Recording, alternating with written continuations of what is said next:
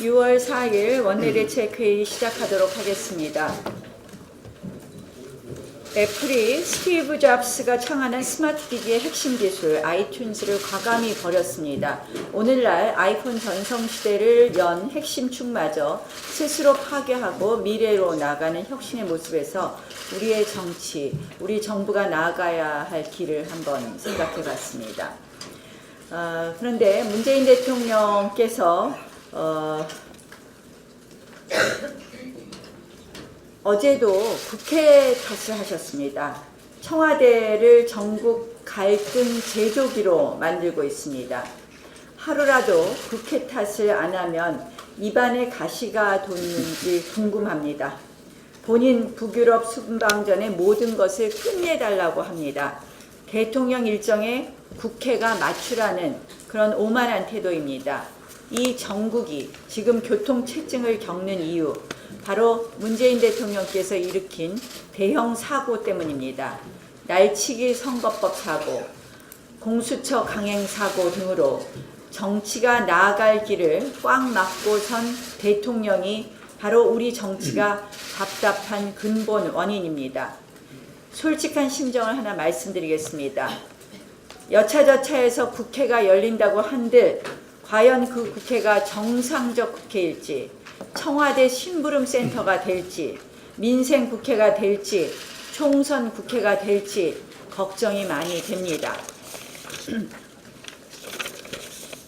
국회의 문이 열리는 즉시 국민의 혈세가 쏟아질 것이고 상임위와 본회의 의사봉이 그저 청와대 심부름 이념법 통과를 위해서만 두드려지지 않을까 하는 걱정이 굉장히 많이 있습니다. 예컨대 추경안을 한번 보십시다. 추경안은 우리 이미 재해재난 추경은 재해재난 피해 주민들의 손에 쥐어지는 예산이 하나도 없다는 것은 알고 있습니다. 나머지는 총선용 SOC 예산이 있을 뿐입니다. 그리고는 현금 살포성 복지 예산이 있습니다. 그런데 이 추경을 위해서 또 3조 6천억 원의 국채를 발행해야 됩니다. 과연 이러한 추경이 제대로 심사되지 않고 또다시 민주당이 요구하는 대로 민주당의 일방적인 그런 요구대로 추경이 통과됐을 때 결국 국민의 혈세가 또다시 낭비되지 않을까 그런 걱정이 됩니다. 탈원전으로 전력 수급 대란이 우려됨에도 불구하고 전기요금 누진제를 손보겠다고 합니다. 각종 선심성 현금 살포 계획이 국회 앞에 줄줄이 기다리고 있습니다. 기업을 옥죄는 수많은 악법, 규제법들도 쌓여 있습니다. 국회 문이 열리는 즉시 이 나라를 골병들게 만드는 악법의 판도라 상자가 되지 않을지 걱정입니다. 우리 철강산업의 양대 기둥인 포스코와 현대제철 고로가 가동 중단이라는 사상 초유의 또 위기에 봉착해 있습니다. 이것도 우리 경제의 혈액이 멈춘 것이나 다름없습니다. 사실 이것을 이 부분에 대해서 이러한 것을 막기 위해서는 산업안전보건법 같은 것을 고쳐야 될 것입니다. 그러한 것이 국회가 해야 될 일일 것입니다. 저희 당은 이미 국회가 열리면 해야 될 법안들을 이야기했습니다. 앞으로 국회 정상화 과정에서 이러한 법안들에 대한 이야기도 좀 나눠보려고 합니다. 그렇지 않고는 제가 아까 말씀드린 것처럼 이것이 민생국회가 안 되고 총선용 국회, 또 돈풀기 국회가 될 수 있기 때문입니다. 다시 한번 말씀드립니다. 청와대가 나설수록 국회가 꼬입니다. 청와대는 국회가 자율적으로 정말 민생국회가 될 수 있도록 도와주십시오. 그리고 국회가 제대로 정상화될 수 있도록 민주당의 원내 지도부를 청와대가 놓아주실 것을 다시 한번 촉구합니다. 국회의장 독대 당시에는 그저 오지랖 정도로만 생각했습니다만 국정원장 호출에서 우리는 북풍과 관건 선거의 흑심을 읽었습니다.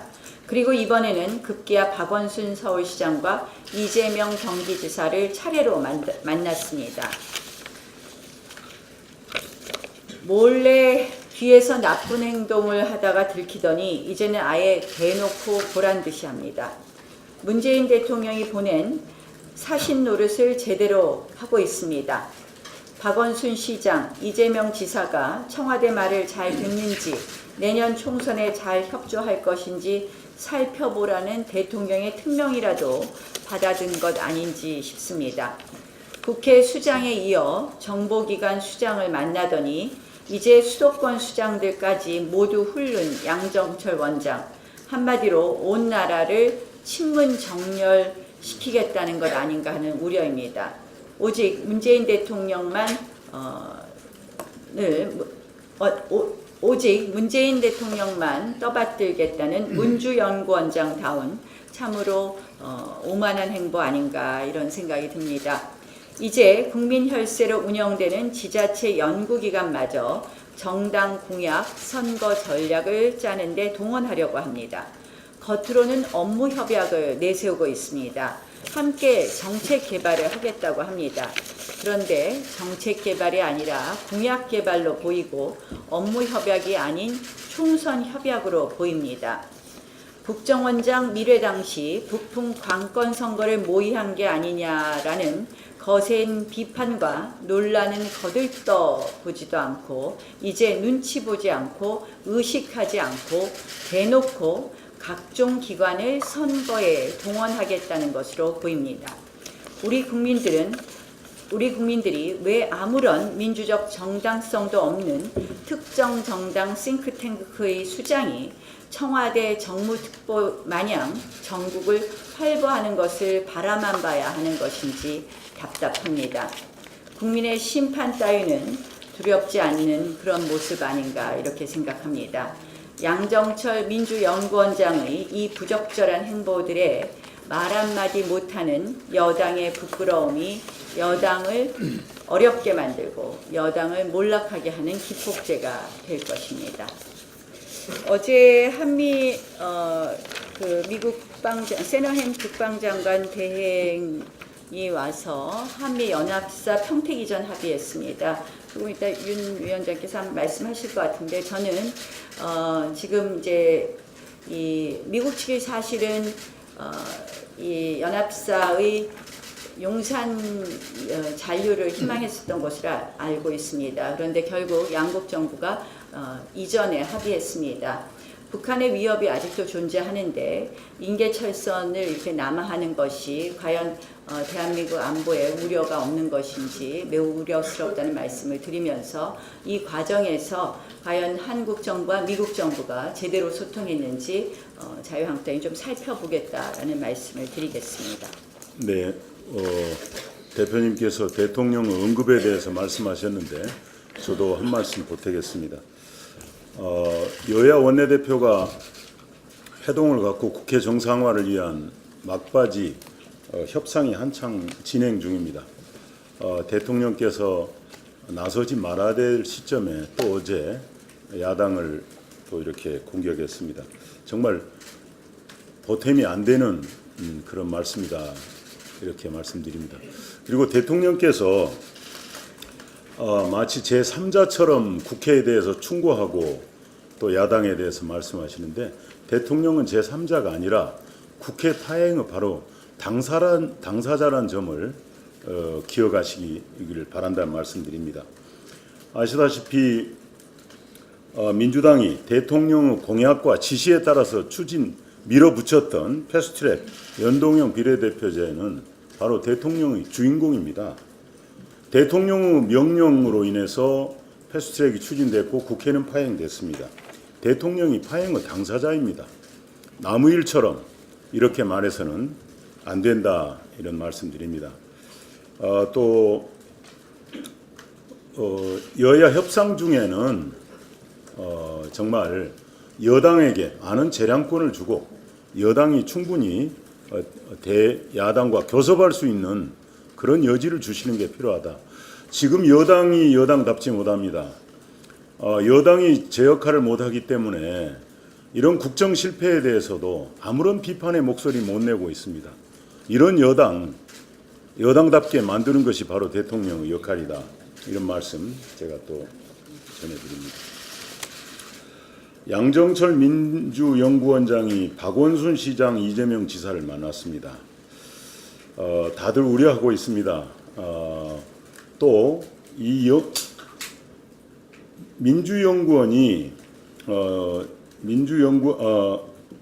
민주연구원이 이렇게 서울시 경기도 연구원과 업무 협약을 체결한 것은 이번이 처음이다고 하는데 우려 지금 눈빛이 있습니다. 알다시피 박원순 서울시장은 많은 측근 인사들이 내년 총선 출마 의사를 밝히고 있습니다. 또 그래서 서울연구원의 역량을 내년 측근 인사들의 공약 개발에 활용한 것은 아니냐는 그런 우려가 있습니다. 박원순 시장의 포퓰리즘 정책은 서울 시민들로부터 많은 또 우려를 낳고 있습니다. 박원순 시장이 건당 25,000원의 많은 예산을 들여서 무리하게 추진했던 제로페이는 거의 실패에 지금 와 있습니다. 구청을 동원하고 행정조직을 동원해서 무리하게 밀어붙였던 제로페이 문제가 바로 그걸 보여주고 있습니다. 또 박 시장은 서울과 지역 간 양극화 해소하겠다면서 2022년까지 총 2,403억 원 규모의 예산을 귀농 귀촌에 지원하겠다고 밝혔습니다. 서울 시민의 예산으로 다른 지자체 경제 활성화에 쓰는 것은 부적절하다는 비판이 있습니다. 바로 박원순 시장이 바로 이제 노골적으로 대권 코스프레 하는 게 아니냐는 우려가 있습니다. 이 시점에 양정철과 만남은 내년 선거가 반권 선거가 될 것이라고 하는 우려를 낳고 있습니다. 또 박 시장은 서울시에 지금 실시하고 있는 주민자치위원회 제도를 인력을 늘리고 또 공무원을 추가 배치한 주민자치회로 만들겠다고 조례를 바꿨습니다. 그리고 각 구청에 시달했습니다. 많은 예산이 들어가고 공무원 증원이 늘어나는 그런 상황입니다. 역시 이 조직 역시 박원순 시장의 의도대로 움직일 것이 아닌가 하는 우려가 있습니다. 이 시점에 민주연구원과 서울시 연구원의 그런 만남 많이 우려가 된다. 정말 민주연구원이 선거를 준비하는 민주연구원이 관권 선거를 연구하는 게 아닌가 하는 우려가 있다는 말씀드리면서 자유한국당은 이 사항을 앞으로 지켜보고 국민과 함께 반드시 체크해 나가겠다는 말씀드리겠습니다. 어제 한미 정부 당국 간 군 수뇌부 회담이 있었습니다. 전자권 조기 전환에 기초해서 여러 가지 합의가 이루어졌습니다. 전자권 조기 전환 정말로 신중해야 합니다. 왜냐하면 안보는 한번 무너지면 되돌릴 수 없기 때문입니다. 아시다시피 이 문제는 시점을 정해놓고 추진하는 시기 기준으로 시작이 됐습니다. 노무현 정부는 2012년까지 전자권 전환을 완료하겠다고 했습니다. 이명박 정부는 2015년까지 전자권 전환을 완료하겠다고 했습니다. 박근혜 정부에서는 이 시기 기준을 조건 기준으로 바꿨습니다. 조건에 기초한 전자권 전환, 한미 당국이 합의했습니다. 정말로 그 당시 올바른 결정이었습니다. 올바른 전자권 전환 개념 설정이었습니다. 그런데 다시 문재인 정부 들어서서 사실상 시기 기준으로 되돌려 나왔습니다. 올해부터 매년 3년 동안 전자권 전환 조건을 평가해서 2022년 봄 문재인 정부가 끝나기 전에 전자권 전환을 완료하겠다는 것입니다. 어제 모든 합의가 그런 토대 속에서 이루어졌습니다. 패트릭 쉔의 정경도 전자권 조기 전환 적극 추진하기로 했습니다. 한마디로 섣부른 결정입니다. 군사 문제는 군사적으로 판단해야지 정치적으로 판단해서는 안 됩니다. 전자권 전환은 군사적 조건으로 판단해야지 정치적 조건으로 판단해서는 안 됩니다. 앞으로 2년 사이에 정말로 우리 군이 한미 연합 전력을 주도한 핵심 능력을 구축할 수 있겠습니까? 정말로 우리 군이 수십조 원의 전력 증강 예산을 쏟아부어서 군사 위성을 띄우고 전천후 정보 수집기를 띄워서 정보전 능력을 구축할 수 있겠습니까? 사드 배치도 싫다는 이 문재인 정부가 어느 세월에 독자적으로 요격 미사일을 개발해서 배치할 수 있겠습니까? 정말로 힘든 상황입니다. 북한은 아시다시피 지난달에 신형 탄도의 미사일 발사 실험을 완성시켰습니다. 이런 상황 하에서 북한이 한국형 미사일 방어 체계 KMD를 무력화시키고 있는 마당에 우리 군의 대응력은 무엇입니까? 제발 답변을 해 주십시오. 이런 상황 하에서 전작권 조기 전환 결정 너무도 섣부릅니다. 북한은 핵무장을 계속해서 강화해 가고 있는데 이것에 대한 군사 대응 능력을 고취시켜야 되는데 오히려 전작권 전환을 조기에 마무리하겠다? 말이 안 되는 겁니다. 한미 연합 훈련을 줄줄이 중단하고 축소해놓고 전작권 전환 조건을 평가하겠다? 이것도 말이 성립되지 않습니다. 안보는 한마디로 실험의 대상이 아닙니다. 2022년 전작권 조기 전환 정치구호로 계속 해서는 절대로 우리의 안보를 해치는 일임을 명심해야 할 것입니다. 이상입니다.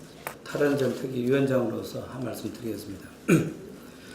정부가 국민의 냉방 부담을 들겠다며 전기요금 누진제 개편 방안을 어제 내놓았습니다. 민관 태스크포스가 제시한 개편안은 이러한 누진 구간을 확장하는 것이고 이하는 누진 단계를 3단계에서 2단계로 축소하는 안입니다. 세 번째 안은 아예 누진제를 폐지하는 안입니다. 이에 따르면 누진제 개편으로 한국전력이 연간 부담해야 할 액수는 지난해 여름 기준으로 1안으로 했을 때 2,847억, 2안 1,911억, 4만 2,985억, 거의 3천억에 달합니다. 잘 아시다시피 한국전력은 문재인 정부의 탈원전의 직격탄을 맞고 올해 1월부터 3월까지 1분기 동안 사상 최대 6,300억 원의 적자를 기록했습니다. 그러나 정부는 누진제 개편에 따른 재원 방안 마련책은 전혀 내놓지 않고 한전에 부담을 떠넘기고 있습니다.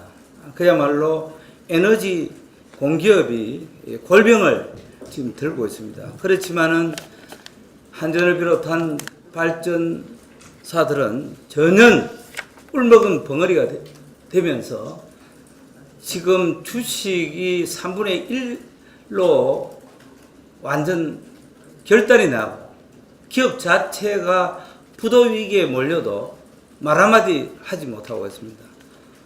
정말 용납할 수 없고 국민의 이름으로 규탄하지 않을 수 없습니다. 이에 본 의원은 정부에 강력히 몇 가지를 요구합니다. 첫째, 한국전력과 자회사 등 발전공기업 10곳이 문재인 정부 탈원전으로 2년 만에 영업이익이 10분의 1로 완전 줄었습니다. 작년에도 1조 원의 적자를 기록했습니다. 도대체 공기업 적자 부채 문제를 어떻게 해결할 것인지 답해 주시기 바랍니다. 둘째, 저희 당이 추진했던 탈원전 반대 서명자가 47만 명에 육박하고 있습니다. 탈원전 반대와 신한울 3, 4기 건설 재개 이 여러 같은 서명에 대해서 왜 청와대는 답을 하지 않습니까? 20만 명이 넘으면 청와대가 답하게 돼 있는데 청와대는 입이 없습니까? 왜 산업통상자원부로 떠넘깁니까? 그런데 왜 산업자원부는 또 답을 하지 않습니까? 용납할 수 없고 국민을 무시하는 이 태도 정말 국민의 이름으로 규탄하지 않을 수 없습니다. 세 번째, 어제 전국 51개 대학 교수, 에너지 관련 교수 217명이 참여한 에너지 정책 교수 협의회는 경주 월성 1호기를 재가동하라는 성명을 내고 정부의 조치가 없으면은 감사원 청구하겠다고 합니다. 정부는 도대체 이 문제에 어떻게 생각하는지 답해야 합니다. 월성 1호기 조기 폐로를 결정한 당사자를 색출해서 법적인 문제, 경제적 피해에 대한 구상권을 요구합니다. 넷째, 탈원전 정책을 둘러싼 여야 간 공개 토론을 제안합니다. 이 존경하는 언론인 여러분, 왜 언론인 여러분들은 이러한 제안 수없이 했는데 공개 토론, 그 흔한 TV 방송 토론을 한번 추진해 주지 않습니까? 다시 한번 간곡히 언론인 여러분께 요구합니다. 문재인 정부의 잘못된 탈원전 정책이 가정과 기업을 지금 파괴하고 있습니다. 이 절제절명의 탈원전 정책에 대해서 어느 당의 말이 맞는지 생방송 토론을 오늘 꼭 회사에 들어가시면은 데스크에 요청해서 공개 토론을 한번 해주시기를 바라고 저희 당은 언제라도 여기에 응하겠다는 말씀을 드립니다. 이상입니다. 홍남기 경제부총리의 경제인식 그리고 최저임금에 관련해서 한 말씀 드리겠습니다. 최근 경제부총리가 한국 경제가 위기라는 지적에 전혀 동의할 수 없다 이렇게 이야기를 했습니다. 지금 최근 각종 지표는 그야말로 최악입니다. 조금 전에 얼마 전에 경제 성장률 1분기 성장률이 마이너스 0.3% 마이너스 성장을 이야기했습니다만은 그건 지난번에 한국은행 속보치였습니다. 오늘 한국은행에서 다시 잠정 7월 1, 4분기 발표를 했는데 마이너스 0.3에서 0.4 마이너스 0.4로 또 추가 하향 조정을 했습니다. 아시다시피 수출도 6개월째 마이너스를 기록하고 있고 4월 경상수지는 7개월 만에 적자가 예상되고 있습니다. 그리고 얼마 전에 발표한 IMD의 국가경쟁력 순위마저 지금 후퇴하고 있습니다. 민생 경제는 파탄입니다. 정부만 나홀로 위기가 아니라고 합니다. 문정부의 안이한 경제 인식을 심각하게 우려하지 않을 수 없습니다. 지금이라도 당장 정책을 다시 살펴보시고 소득 주도 성장 등 현재 정책을 폐기를 하고 경제 정책의 전면 대전환을 촉구합니다. 그리고 최저임금을 동결하거나 인하해도 모자랄 판에 문재인 정부는 여전히 최저임금 인상을 이야기를 하고 있습니다. 금년 초에 최저임금 산정 계산 방식을 변경함에 따라서 금년부터는 주유수당을 포함하면은 소상공인과 영세 자영업자가 부담하는 사실상의 최저임금은 벌써 원래 1만 원을 넘었었습니다. 1030원입니다. 2020년 최저임금 1만 원 공약이 1년 앞당겨진 올해 벌써 실현이 된 것입니다. 그래서 대통령께서 혹시 최저임금 1만 원 공약에 집착하지 마라 이렇게 말씀하신 거 아닌가 생각이 됩니다. 이미 그 공약 다 실현됐으니 더 이상 신경 쓰지 말라고 말씀하신 거 아닌지 의문입니다. 여기에다 청와대 측이 언급한 대로 내년 최저임금을 4% 인상을 하게 되면은 430만 명의 근로자에게 금년에 추가로 최소 3조 원, 많게는 17조 원의 임금을 올려줘야 됩니다. 이 돈 누가 부담합니까? 또 문재인 정부가 국민 혈세 털어서 임금 보전해 주려고 하십니까? 최저임금은 고용주가 부담하는 것입니다. 이미 쓰러져 있는 소상공인과 자영업자의 발목에 또다시 모래주머니를 채우겠다는 것입니까? 얼마나 많은 국민들을 일터에서 거리로 내몰고 나서야 최저임금을 중단하려고 하시는 겁니까? 지금 필요한 것은 최저임금의 감속이 아니라 스톱시키거나 후진하는 것입니다.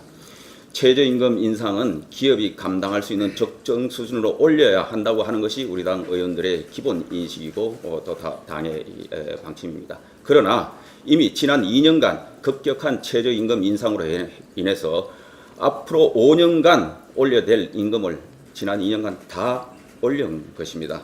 문재인 정부에 촉구합니다. 파탄난 서민 경제를 살리고 흔들리는 대한민국 경제를 살리겠다면 최저임금 인상을 포기하시고 동결 또는 인하를 적극 추진해 줄 것을 강력히 요청합니다. 이렇게 해야 근로자도 살고 중소기업인 자영업자가 모두 살 수 있는 길입니다. 이상입니다. 예, 자유한국당 과학기술정보방송통신위원회 간사 김성태 의원입니다. 청와대는 어제 연합뉴스에 대한 재정보조금 폐지 청원에 대한 답변을 내놓았습니다. 주 내용은 청와대는 법대로 잘 하고 있으니 재정보조금을 폐지하려면 국회에 요구하라 라는 내용으로 요약할 수 있습니다. 문재인 정부의 국회 탓, 야당 탓 책임 떠넘기기 DNA가 다시 한번 발현되는 순간입니다. 100번 양보해서 연합뉴스에 대한 재정보조제도 폐지는 국회 논의가 필요한 입법 사항이라고 할지라도 제도 운영의 책임은 오롯이 정부에 있습니다. 뉴스통신진흥에 관한 법률 제19조에 따르면 연합뉴스사 구독계약을 체결하는 경우 정부는 매출액, 물가 상승률, 경제 성장률 등을 고려하여 판매 조건, 구독료 또는 요율 등을 결정할 수 있습니다. 그리고 이는 대통령령에 위임한 바와 같이 기재부 장관의 협의를 거치도록 하여 매년 300억이 넘는 연합뉴스 재정보조금 칼자루는 정부가 쥐고 있음이 명확합니다. 그럼에도 청와대는 정부 책임은 회피한 채 보조금 제도 폐지는 국회 몫이다. 연합뉴스는 각국의 노력이 필요하다. 문재인 정부 차원의 원칙적 감독과 집행해 나갈 수 있는 뒷받침하겠다. 라면서 마치 강 건너 불구경하듯 답변하는 모습에 국민들은 허탈감을 감출 수 없게 되었습니다. 한편으로 청와대가 연합뉴스 불공정 바로잡기의 미온적인 이유는 정부의 연합뉴스 장악이 끝났음을 나타내는 바로미터라고 볼 수가 있습니다. 정부는 연합뉴스 TV, YTN 보도 채널은 그대로 둔 채 종편 PP만 의무 송출 대상에 제외하는 방송법 시행령 개정 작업을 추진함으로써 보도 채널 길들이기에 공을 들였고 보도 채널은 정부 여당 편향 보도로서 화답하고 있음을 모든 국민이 알고 있습니다. 청와대는 청원 답변에서 언론의 제 역할과 지향해야 할 가치를 다시 한번 상기시켜 주신 국민 여러분께 감사드린다고 밝혔습니다. 언론 장악을 끝마친 정부의 태연자약한 거짓에 대해 자유한국당과 국민은 함께 분노를 금치 못하고 있습니다. 과학기술방송통신위원회와 문화체육관광위원회가 함께 연합뉴스 등 뉴스통신사뿐만 아니라 언론의 공정성과 공적 책임 확보를 위해서 문재인 정부와 끝까지 맞서 싸울 것임을 밝힙니다. 주민들은 이 수돗물로 아기 이유식을 만들고 목욕을 시키는데 시민 다수의 항의가 있기 전까지 문자 발송 등 제대로 된 안내조차 없었다고 분통을 터뜨리고 있습니다. 붉은 수돗물로 주민들은 불안에 떨고 있지만 인천시 상소사업본부 측은 기준에 적합하다는 말만을 하고 있습니다. 현재 가구마다 생수 몇 병 지원한 곳이 전부라고 합니다. 제대로 된 진상규명이 이루어져야 할 것이며 추후 피해 보상에도 성실하게 나서야 할 것입니다. 우리 당은 정부의 대응만 지켜볼 수 없기 때문에 당 안전안심 365 특위에서 이 사안에 대한 진상을 규명하고 주민들이 안심할 수 있도록 챙기도록 하겠습니다. 좀 전에 대표님께서 말씀하셨는데 고로에서 대기 오염 물질을 방출했다는 이유로 현대제철 당진제철소, 포스코 광양제철소, 포항제철소가 열흘간 조업정지 처분을 당했습니다. 이것은 기업에 대한 징계가 아니라 회복이 힘든 타격을 가하는 것으로 지나친 일입니다. 해당 기업으로선 당장 수천억 손실이 불가피하고 국내 연관 산업에도 막대한 타격을 끼칠 것입니다. 세계 철강협회에 따르면 다른 나라에서도 고압 가스를 방출하지만 우리처럼 문제를 삼은 적은 없다고 합니다. 산업 현장의 안전과 오염 방지는 모두가 주의하고 지켜야 하지만 지나친 기업 부재로 국가 경제에 타격을 주지 않도록 정부는 신중히 대처해 주시기 바랍니다. 2017년 5월 10일 대통령 선거 다음 날입니다. 청와대는 한미 정상 첫 통화를 했다. 한반도 안보 위기 해결 위해서 긴밀히 협력하기로 했다. 이런 시일 내에 정상회담을 할 것이다. 그리고 2017년 9월 18일 다시 한미 정상 통화 브리핑을 합니다. 북한의 미사일 발사에 대해서 논의를 했다. 두 정상은 다음 주 유엔 총회 막바지에서 만날 것이다. 그리고 2017년 12월 1일 문 대통령과 트럼프 심야 1시간 동안 통화를 했다. 이틀에 걸쳐 80분 통화를 했다. 문 대통령께서 육해공 대응 타격 등을 설명했다. 그 다음에 2018년 1월 11일 트럼프는 문재인 대통령과 통화해서 북한이 원하면 대화 열려 있다고 했다. 등등 지금까지 한미 통화를 한 것이 보도된 것이 한 25회 전후가 되는 것 같습니다. 그러니까 한 달에 1회 정도 꼴 통화를 했고 그 내용이 다 공개가 되었습니다. 강효상 의원이 공개한 내용, 트럼프 대통령과 문재인 대통령 간의 통화 내용, 당연히 국민들에게 알려야 할 내용입니다. 그리고 그 내용이 정상회담에 관해서 논의를 했다. 한국이 요청했지만 미국이 응하지 않았다. 이것이 뭐 그렇게 큰 정말 알려서는 안 될, 국민들에게 알려서는 안 될, 국제적으로 알려져서는 안 될 국가적인 기밀이며 이것이 얼마나 큰 그 죄를 지었다고 할 수 있는지 정말 의문입니다. 반면에 서른 의원은 지난 5월 31일 정부가 다음 주에 국제기구를 통해 5만 톤을 지원할 예정이라고 했습니다. 본인이 지원하는 것이 아니고 정부가 지원할 예정이다. 서른 의원은 식량 부족으로 어려움을 겪는 북한 사람이 1,000만 명 수준이고 춘군기가 지나면 위태로운 수준이 될 것으로 전망한다. 5만 톤을 지원해도 북한 식량 부족을 해결하려면 145만 톤이 부족하다. 북한이 가장 필요로 하는 5월에서 9월을 넘겨서는 안 된다.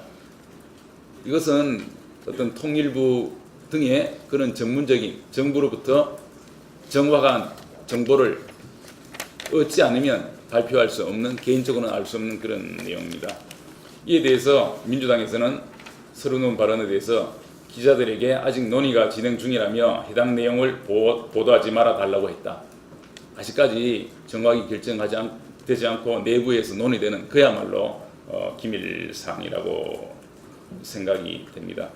그런데 서른 의원은 그 내용, 규모 등을 특정을 했는데요. 통일부에서 대북 식량 지원이 논의되는 그런 구체적인 시점과 방법, 규모 등을 미리 제보받았다고 할 수밖에 없습니다. 그리고 이 내용은 사실 이 내용이 공개될 경우에 유엔과 미국, 일본 등 북한의 핵무기 보유 및 탄도미사일 발사 등으로 국제적인 제재를 원하는 나라, 관련된 나라들에게 당연히 그 알아야 될 사안이고 사전에 협력해야 될 사안입니다.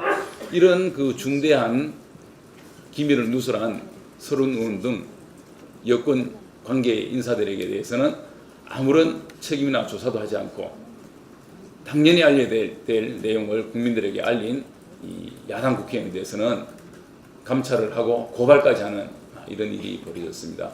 이런 서른 의원뿐만 아니라 정청래 전 의원, 문정인 특보 등 이런 분들도 다 국가적인 기밀을 누설을 했습니다. 이에 대해서 당연히 청와대가 늘 하듯이 휴대폰을 압수하고 내부 감찰을 하고 고발을 해야 될 것입니다. 그래서 이러한 사항에 대해서 저희 당에서 서른 의원, 정청래, 문정인 등에 대해서 고발을 하기로 결정을 하고 고발할 예정임을 알려드립니다. 말로만 일자리 정부를 표방하던 문재인 정부의 실상이 출범 2년 지나면서 구체적인 수치로 속속 나타나고 있습니다. 금년 1, 4분기 들어서 0.4% 마이너스 경제 성장률을 보이고 있습니다. 거기에다가 또 수출 6개월 연속 마이너스를 보이고 있습니다. 우리의 대한민국 경제를 이끌어온 수출에 구멍이 나기 시작한 겁니다. 그동안에 우리 주도 품목이었던 반도체, 석유, 철강, 그리고 디스플레이 등 20대 주요 수출 품목의 중에서 15개 품목이 마이너스를 기록하고 있습니다.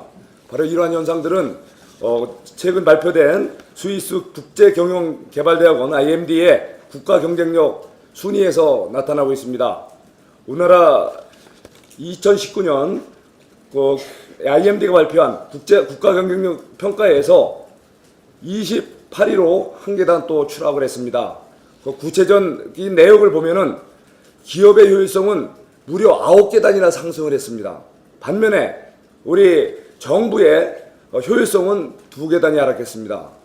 정부가 오히려 주도해서 나라를 살려도 부족한 판에 기업은 이렇게 펄펄 날아가고 싶은데 정부가 2계단이나 하락하면서 이렇게 나라 경제를 망치고 있습니다. 그동안 누누이 우리 말씀드린 대로 소득주도 성장이라는 황당한 정책으로 우리 경제를 망가뜨리고 있습니다. 우리의 먹거리인 수출까지도 지금 이렇게 먹구름을 들이고 있습니다. 바로 이 잘못된 정책으로 인한 경제 파탄, 민생 도탄, 세금 폭탄, 이 3탄에 허덕이는 우리 대한민국 경제 다시 한번 근본적으로 정책 전환해서 해결해야 됩니다. 우리 자유한국당 반드시 우리 대한민국 민생 살리기 위한 투쟁 더 강력히 하겠습니다. 이 정부 잘못된 거 인정하고 스스로 오만과 불선 버리시기 바랍니다. 이상입니다.